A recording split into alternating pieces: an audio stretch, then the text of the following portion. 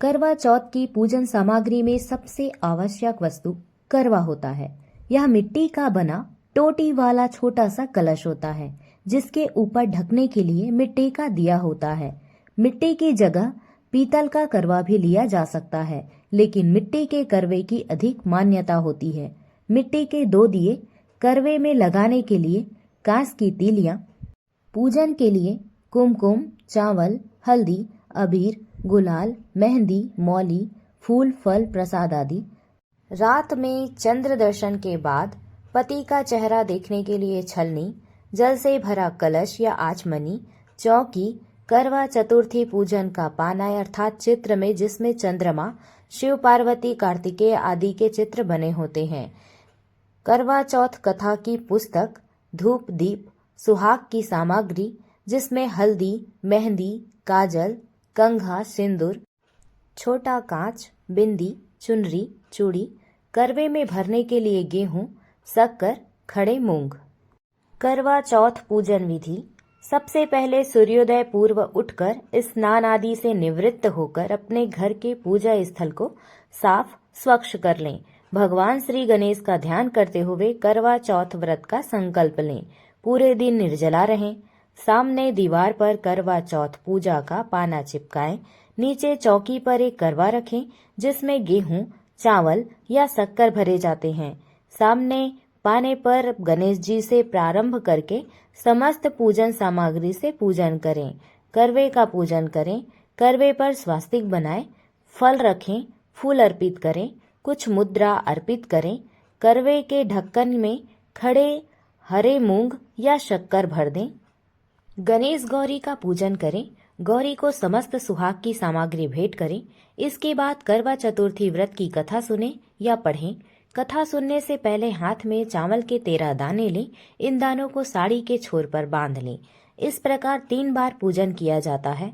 सुबह पूजा करने के बाद दोपहर में 4 बजे और फिर रात्रि में चंद्रोदय के पूर्व तीनों बार की पूजा हो जाने के बाद रात्रि में चंद्रोदय की प्रतीक्षा की जाती है। रात्रि में चंद्रोदय होने पर चंद्रदेव का पूजन करें। जल का अर्घ्य दें। साड़ी के छोर में बंधे चावल के 13 दाने निकालकर उन्हें अर्घ्य के साथ चंद्र को अर्पित करें। दीपक से चंद्र की आरती करें।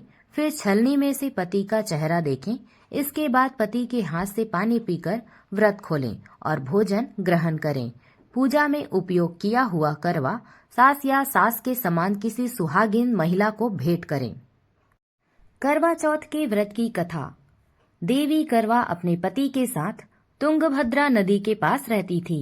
एक दिन करवा के पति नदी में स्नान करने गए तो एक मगरमच्छ ने उनका पैर पकड़ लिया और नदी में खींचने लगा। मृत्यु करीब देखकर करवा के पति करवा को पुकारने लगे। करवा दौड़कर नदी के पास पहुंची और पति को मृत्यु के मुंह में ले जाते मगर को देखा। करवा ने तुरंत एक कच्चा धागा लेकर मगरमच्छ को एक पेड़ से बांध दिया। करवा के सतीत्व के कारण मगरमच्छ कच्चे धागे में ऐसा बंधा कि टस से मस नहीं हो पा रहा था। करवा के पति और मगरमच्छ दोनों के प्राण संकट में फंसे थे। करवा ने यमराज को पुकारा और अपने पति को जीवन दान देने और मगरमच्छ को मृत्यु दंड देने के लिए कहा। यमराज ने कहा, मैं ऐसा नहीं कर सकता क्योंकि अभी मगरमच्छ की आयु शेष है और तुम्हारे पति की आयु पूरी हो चुकी है।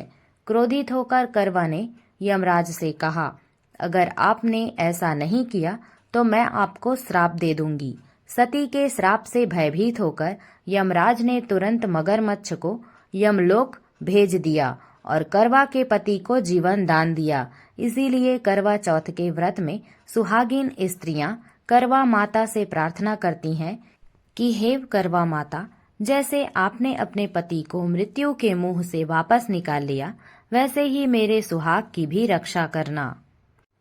करवा माता की तरह सावित्री ने भी कच्चे धागे से अपने पति को वट वृक्ष के नीचे लपेट कर रखा था।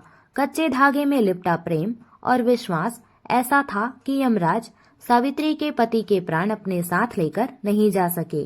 सावित्री के पति के प्राण को यमराज को लौटाना पड़ा और सावित्री को वरदान देना पड़ा कि उनका सुहाग हमेशा बना रहेगा और लंबे समय तक दोनों साथ रहेंगे।